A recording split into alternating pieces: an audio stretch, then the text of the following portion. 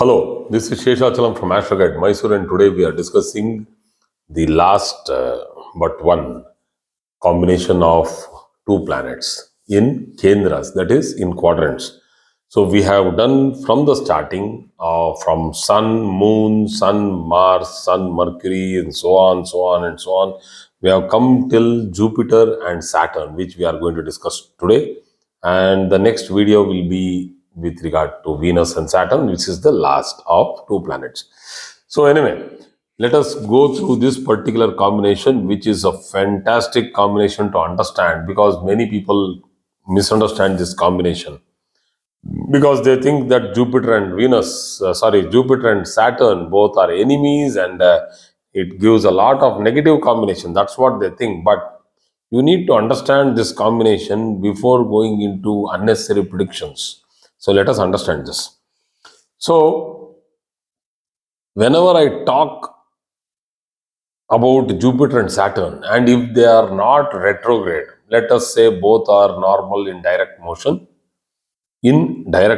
So, and if they are in normal speed and they are conjunct within 10 degrees, not within 1 degree, because it gives rise to what we call as a Graha Yuddha, that is the war between planets, where one planet will become very dominant, the other planet will become very recessive. So let us not talk about Graha Yuddha. I have done a video on Graha Yuddha. You people can go and look at it. But let us go into the normal conjunction of Jupiter and Saturn. Let us say that they are both at around 7 degrees or 5 degrees from each other, and then both are not retrograde, they are direct in normal speed. See, so many conditions are here. But anyway, with all these conditions, I call this as a combination for stability. There are many combinations in the astrological tenets which are having different names, but stability is not a name in any of the combinations. This is the only combination which can give you stability and normalcy. So let us understand what it does when it is in the first house. So the native will start getting a matured kind of a feeling and a maturity very early in life and will be ready to bear the burden of responsibilities and will be very naturally taking it. It is not that he will be like cribbing over the burden of responsibilities which has come to him because of many other situations which might happen around him in the family. Maybe because of loss of a parent in early age, or it might be because of some separation or something. So that is the native at an early age will be taking up responsibilities and will be able to do it so neatly and nicely that people think that this guy is very serious in whatever he does. So people may take him always seriously, and this becomes a habit both for those people around him and also the native himself. He feels that people regard him with lot of respect and seriousness, and sometimes the native loses his childhood, and the light moments of early life. So this is very important for the first house when it is sitting in the first house, when Jupiter and Saturn are heavy planets, big planets sitting on the ascendant. All this early maturity may make him unemotional and very practical. So, being a practical person, he is like, let me get my sisters married off, let me get my brothers married off, let me keep my marriage later because these are all responsibilities which I have to take care. So, he will be like going ahead to do all these things. So, such a strong character of a person. So he will be from a rich and socially recognized family, highly learned and experienced to handle big and superior positions, particularly managerial positions. A tough Jupiter and Saturn. Now I am talking about the malefically disposed Jupiter or a malefically disposed Saturn, which is also, let us take if it is retrograde. So these are all uncharacteristic of the combination what I spoke now. The regular character of Jupiter and Saturn is that it gives wisdom and it gives stability. Saturn gives that let me think and speak attitude, and Jupiter is like, oh, there is this has to be analyzed. So the analysis strength of Jupiter, the logical strength of Jupiter because of its wisdom, and the practical strength of Saturn because of its experience. This is a fantastic combination to be in a chart. So please don't take it negatively. There are negatives for this particular placement. I can understand because of the lordship of that particular planet. So there are these two planets own all the last four houses. That is starting from Sagittarius. It is Dhanur, Makara, Kumbha, Meena. So that is Sagittarius, Capricorn, Aquarius, and Pisces. So all the four in the same line, and these two planets are neutral to each other. They are not total enemies, or they are not very good friends.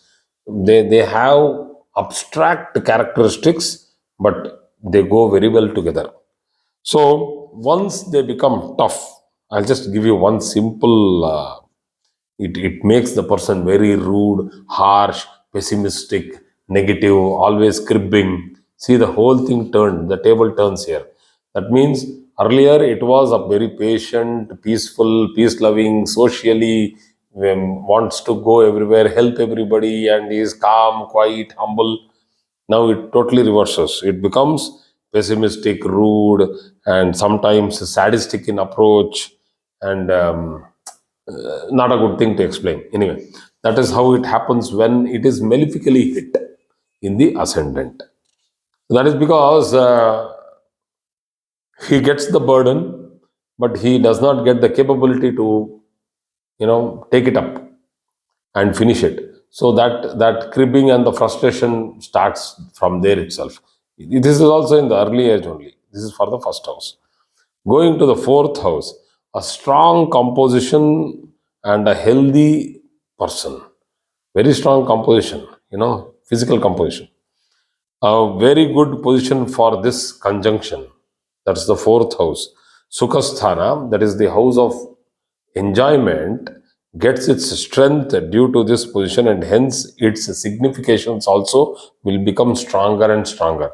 But people argue here that, sir, Sukha happens when an open mind, happily carefree mindset will enjoy life. But this fellow is a serious person because that serious attitude will go into the Sukhasthana. That is the fourth house. So now, will this person really enjoy his life? To a certain extent, yes. To a certain extent, no. That is because the spontaneity will go away because of the Saturn sitting there. But still, he knows how to enjoy the spiritualistic calmness what he has, which many people don't have. So, will have family values and are exceptionally good with children.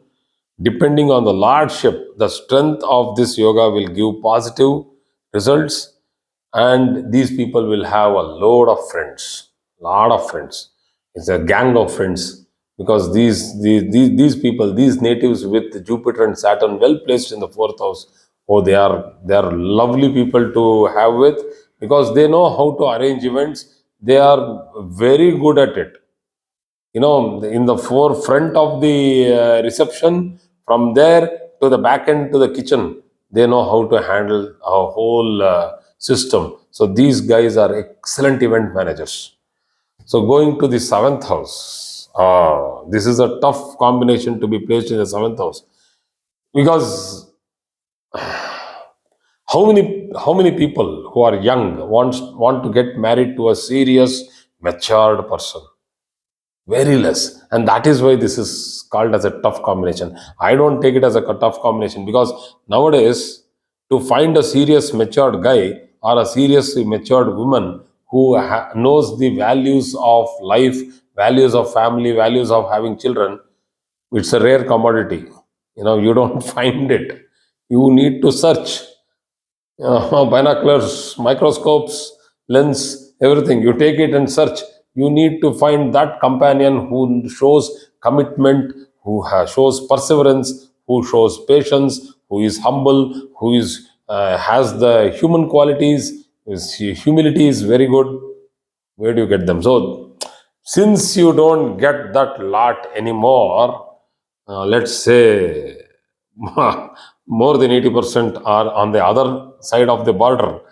So, a tough combination in the seventh house and may make a person think a lot and make him indecisive with regard to getting married. Obviously, he does not want to get married to a person, he or she does not want to get married to a person who is volatile in thinking, extremely flexible, will dance from this end to that end.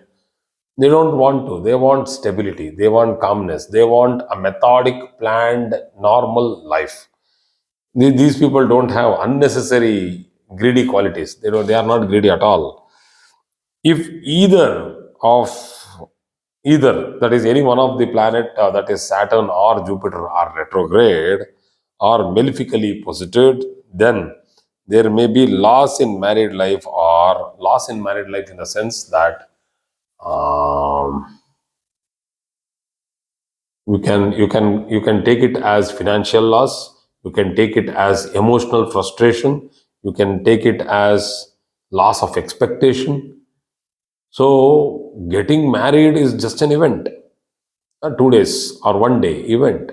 You may plan for it for 6 months to a year to get married. All that expectation, the hype which was created before the marriage, can suddenly fail, because after the marriage, the 1 week or the 10 days or even a month after marriage, you will feel like, where did I come? Why did this person change immediately? What happened? And all this can happen if there is a tough combination of a malefically posited retrograde Saturn or Jupiter with each other. That is a combination of both. So it might be a costly separation. So also, this same position of Jupiter and Saturn in the seventh house can give entrepreneurial thoughts. That is, like going ahead and starting a startup, like putting money into good business. So if they are direct and if they are strong in their Shadbala in your chart, and if the triggering happens, that is, whether there is a Jupiter Mahadasha or a Saturn Mahadasha, that is the planetary period, major period of either Jupiter or Saturn happens, or even in the other planetary periods like Venus Saturn comes or Venus Jupiter comes, the triggering of the seventh house happens with regard to marriage and with regard to business, partnerships, investments, etc. But if it is malefically posited, be careful in that period. Don't leave your job and jump into business, because it's your life. You are putting it at high risk. So going to the yeah, the other point of the seventh house may go through intense competition for promotions or positions in job. Would need good advice and also should make up his mind to listen to advice, because these people are already very practically sound. But because it is malefically posited, let us say any one of the planet is malefically, I'm still in that particular chapter, then they have knowledge. That doesn't mean that they are so supreme that they should not take advice from somebody. So they should become humble. See, earlier position, when it was direct and together, humbleness was inbuilt. Now we want to make them feel the humility and take the patience, take the calmness, go and sit with a good advisor, or an advocate or an advisor. Take the advice before putting some money or throwing all your investments, savings into investments. Be careful. So that's what I have written. And only after he taking the advice, he should deal with matters of real estate, property, or investments online. So going to the 10th house, once again, this is the best. This is one of the best, but I'll call this as the best placement in the 10th house, because it gives you the stability in job. People who work in the government sectors, who work in protected job sectors, It's not that these people have to always become the top leaders of the company. Nothing like that. If these are, both the planets are a little weak. Weak. I'm not talking about the negativity. Let us say it is weak. Being weak, also, the native will have a continuous job, like 20 years of untouched, stable job. It's very rare to find it nowadays. Finding 2 years of stable job itself has become a big, you know, puzzle nowadays. It's a miracle if somebody has a 5 year streak. I talk to people, out of 10, only three people will have 5 years continuous job. The other seven are like, I don't know what happened. I had some differences. I left the job, or suddenly the company closed down. They removed our positions. So something or the other will keep going on. But see, the reasons are many. We are not talking about the reason. Where is the job? The job stability is like wavering. So one can rise up to a level of a CEO and can become head of a business in this particular position, will be rich and will have all the required comforts and conveyances. If they are malefically posited, just reverse it, flip it down. Flip it down. I don't want to tell the negatives. Flip it down. You talk about the negatives yourself. Think it. So, if it is negative, the uncertainty factor will be very high.